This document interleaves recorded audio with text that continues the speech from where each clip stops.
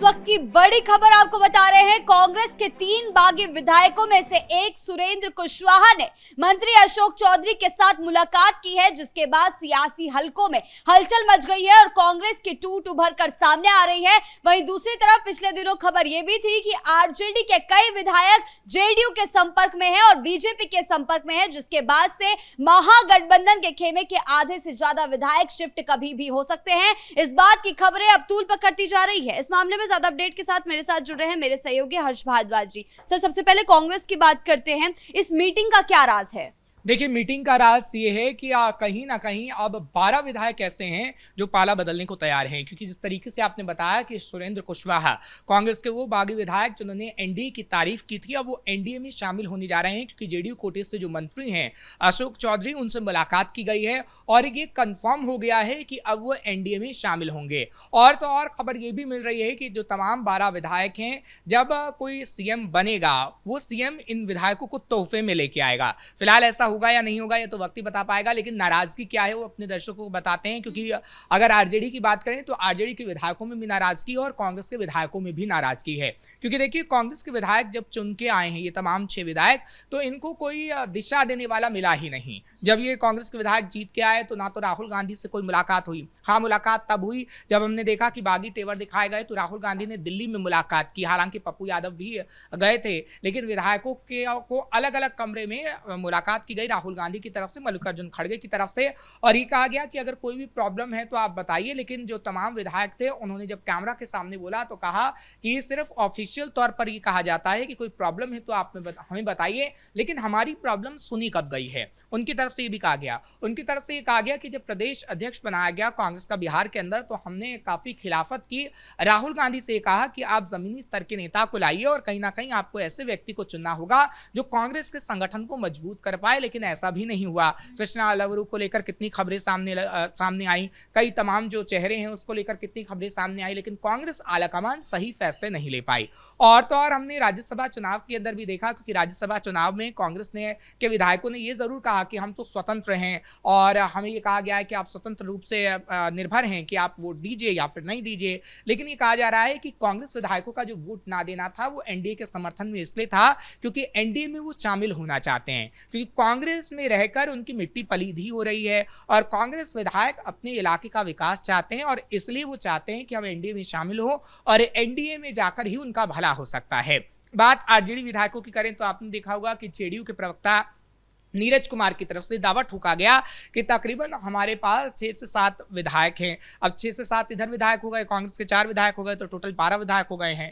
तो आप इतना जरूर कह सकते हैं कि आरजेडी के खेमे में और कांग्रेस के खेमे में टूट पड़ सकती है। और देखिए, टूट ये जल्द ही होने वाली है और आगे आने वाले समय में आप इस्तीफे का दौर भी देखेंगे, क्योंकि अशोक चौधरी के साथ जो बंद कमरे में मुलाकात हुई है उसके बाद ये खबरें सामने आ रही हैं कि सुरेंद्र कुशवाहा अब पूरा मन बना चुके हैं कि अब वो कांग्रेस से इस्तीफा देंगे और इस्तीफा देके वो एनडीए में शामिल होंगे। कांग्रेस के 3 विधायक राज्यसभा चुनाव में वोट देने नहीं पहुंचे। उनका आरोप था कि कांग्रेस नेतृत्व ने ये सब किया, आलाकमान के कहने पर वो वोट देने नहीं पहुंचे। तो ये बगावत किस ओर जा रही है? देखिए, बगावत ये इस ओर जा रही है कि कांग्रेस की अगर बात करें तो कांग्रेस सिर्फ और सिर्फ दिखावे के लिए मैदान में आती है। देखिए, बिहार में आपने सीडब्ल्यूसी की मीटिंग की और वो पहली बार हुई कि हमने देखा कि इतने बड़े तौर पर आज़ादी के बाद बिहार में ये मीटिंग हुई। आपने संगठन को मजबूत बनाने की कोशिश की, लेकिन आप हार गए तो आप पूरी तरीके से हताश हो गए। आपने राहुल गांधी को देखा कि राहुल गांधी हताश हुई, तो बिहार के अंदर क्या वो इलेक्शन के बाद कभी गए? बिहार के अंदर वो गए ही नहीं। देखिए, जब भी कोई पार्टी हारती है तो सबसे पहले उसके कार्यकर्ताओं का जो जीते हैं विधायक, उनका मनोबल गिर जाता है। क्योंकि देखिए, अपनी सरकार तो नहीं बनी, लेकिन आपके कुछ तो विधायक आए हैं। अगर आपके 6 विधायक आए हैं तब भी आपको उस पर संतोष करना चाहिए था कि आप शून्य पर नहीं सिमटे। क्योंकि देखिए, मायावती तो पूरी तरीके से सिमट चुकी हैं, एक विधायक उनका उत्तर प्रदेश और बिहार के अंदर है, लेकिन फिर भी मायावती अपने कार्यकर्ताओं का मनोबल ऊंचा रखती हैं। मायावती समय समय पर रैली करती हैं। आपने हाल ही में लखनऊ के अंदर देखा होगा कि कितनी बड़ी रैली की गई और कितने समर्थक वहां पर जुटे थे। तो आपको कार्यकर्ताओं और नेताओं के मनोबल को नहीं तोड़ना होता है, जो कांग्रेस बखूबी करती है। सर बात वही है ना, विधानसभा चुनाव से ये नाराजगी उभर कर सामने आ रही है टिकट बंटवारे को लेकर भी, लेकिन अब तक राज्यसभा चुनाव के दौरान भी इसको सही करने की कोशिश नहीं की गई, इस नाराजगी को दूर करने की कोशिश नहीं की गई। बिल्कुल, देखिए ये होता है कि आपको एक मीटिंग करनी चाहिए, चाहे फिर तेजस्वी यादव की बात करें या फिर कांग्रेस की बात करें। ना तो आपको कांग्रेस की कोई मीटिंग देखने को मिली, ना तो आपको आरजेडी की कोई मीटिंग देखने को मिली। तेजस्वी यादव की तरफ से भी ये कहा जा रहा था कि विधायकों की एक मीटिंग बुलाई जाएगी। हाँ, एक बार मीटिंग जरूर हुई थी जब हमने देखा था कि विधानसभा चुनाव आए थे और संजय यादव को लेकर नाराजगी जताई गई थी विधायकों ने। विधायकों की तरफ से कहा गया था कि हमें सिर्फ आपसे मीटिंग करनी है, आपसे बातचीत करनी है। और उस मीटिंग में हमने देखा कि लालू प्रसाद यादव भी मौजूद थे, मीसा भारती भी थी, संजय यादव भी थे, तमाम लोग थे। लेकिन तेजस्वी से अकेले में ये विधायक बात करना चाहते थे और सलाह कहीं ना कहीं तेजस्वी से भी लेना चाहते थे, अपनी सलाह भी देना चाहते थे। लेकिन तेजस्वी यादव ने उन विधायकों से अकेले में मुलाकात ही नहीं की। और ये तेजस्वी के जो विधायक है तमाम, वो कहीं ना कहीं अब टूटने की कगार पर इसलिए हैं क्योंकि तेजस्वी उन्हें समय ही नहीं दे पा रहे हैं। आपने देखा फैजल रहमान ने किस तरीके से बगावत कर दी राज्यसभा चुनाव के दौरान। फैजल रहमान ने बगावत की और फैजल रहमान की तरफ से अब ये भी खबरें मिल रही हैं कि वो जल्द से जल्द इस्तीफा दे सकते हैं, क्योंकि तेजस्वी यादव जांच की बात कह रहे हैं उनके ऊपर। लेकिन फैजल रहमान तो पहले से ही बगावत कर चुके हैं, तो इस्तीफा देंगे ही देंगे। सवाल ये भी है कि क्या नेता प्रतिपक्ष का पद भी अब तेजस्वी यादव से छिन जाएगा और तेजस्वी यादव ना घर के रहेंगे ना घाट के रहेंगे। क्योंकि देखिए, तेजस्वी यादव सीएम तो नहीं बन पाए लेकिन नेता प्रतिपक्ष तो बन गए। और नेता प्रतिपक्ष का पद कोई छोटा मोटा नहीं होता है। अगर सत्ता पक्ष में सीएम का जितना बड़ा पद होता है उतना बड़ा पद नेता प्रतिपक्ष का भी होता है। लेकिन उस पद की भी अनदेखी तेजस्वी यादव ने कर दी और तेजस्वी यादव अपने विधायकों को संभाल नहीं पाए। क्योंकि देखिए, विधायक नाराज इसलिए थे, फैजल रहमान इसलिए नाराज थे क्योंकि वो चाहते थे कि जमीनी स्तर का नेता हो।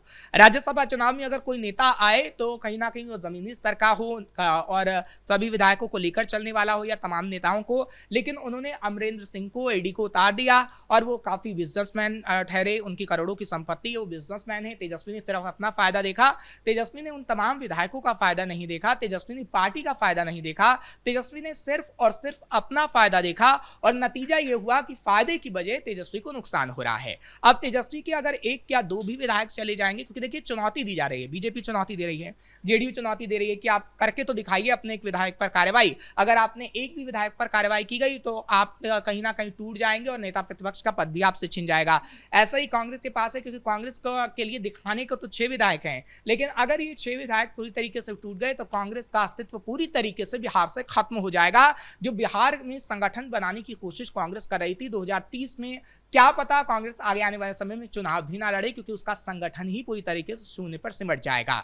तो कहीं ना कहीं कांग्रेस को काम करना होगा अपने संगठन के लिए, आरजेडी को अपने विधायकों को बचाने के लिए काम करना होगा और तो और कांग्रेस को जल्द से जल्द एक मीटिंग बुलानी चाहिए इन विधायकों की। क्योंकि अगर ऐसे ही विधायक मंत्रियों से मुलाकात करते रहे तो ऐसा दिन नहीं आएगा, ऐसा दिन कभी नहीं आएगा कि कांग्रेस अपने विधायकों को बुला के बातचीत करेगी, क्योंकि वो विधायक जब तक एनडीए में शामिल हो चुके होंगे। सर, एनडीए पूरी तरीके से मजबूत दिखाई दे रही है, ऐसे में विधायक अगर उनके पाले में शिफ्ट हो जाएंगे तो वो तो और भी ज्यादा मजबूती से जमीन पर उतरेगी। लेकिन महागठबंधन का क्या होगा? जिस तरीके से इस तरह विधायकों की टूट देखने को मिल रही है, तो आगे चलकर महागठबंधन का क्या होने वाला है? महागठबंधन की बात हम एक तरफ रखें तो कहीं ना कहीं बिहार की जनता की बात करते हैं। क्योंकि देखिए, महागठबंधन तो पूरी तरीके से सिमट जाएगी, लेकिन जनता के मुद्दों को देखिए, अगर सत्ता पक्ष कुछ गलत करता है तो सवाल कौन उठाता है? विपक्ष उठाता है। और लोकतंत्र में हम बार बार ये कहते हैं कि विपक्ष का मजबूत होना बेहद जरूरी होता है। बिहार के अंदर अगर पूरा विपक्ष सिमटा तो सवाल उठाने वाला कोई भी नहीं होगा। सवाल कौन उठाएगा? सिर्फ मीडिया कर्मी उठाएंगे। सवाल कौन उठाएगा? आम जनता सिर्फ उठाती हुई नजर आएगी अगर उसके साथ कुछ गलत हो रहा है। लेकिन वो विपक्ष जिसकी एक अहम जिम्मेदारी होती है, वो विपक्ष जो नेता प्रतिपक्ष चुना जाता है, वो रह ही नहीं जाएगा तो आखिर सवाल कहां से उठाएगा? तो आप इतना जरूर कह सकते हैं कि अगर बिहार की बात करें तो आगे आने वाले समय में बिहार कमजोर होता हुआ नजर आएगा अगर विपक्ष की मजबूती वहां पर नहीं हुई। ठीक बात है कि एनडीए विकास कर रही है, ठीक बात है कि बिहार की मजबूती के लिए एनडीए काम कर रही है, इसमें कोई दो राय नहीं है। लेकिन अगर विपक्ष की मजबूती नहीं हुई तो वो सवाल नहीं पूछ पाएगा जनता से जुड़े हुए, या जिस पर हम देखते हैं कि सत्ता पक्ष का विरोध करना होता है। अगर कुछ ऐसी चीजें हो जाती हैं तो अगर वही चीजें नहीं रहेंगी, क्योंकि आप देखिए अगर कहीं पे भी चीजें होती हैं, सत्ता पक्ष और विपक्ष का रहना बहुत जरूरी होता है। आज हम देख रहे हैं, आप विपक्ष की बात करते हैं तो आप बीजेपी को देखिए, बीजेपी जब विपक्ष में थी तो किस तरीके से काम किया करती थी, इसमें कोई दो राय नहीं है।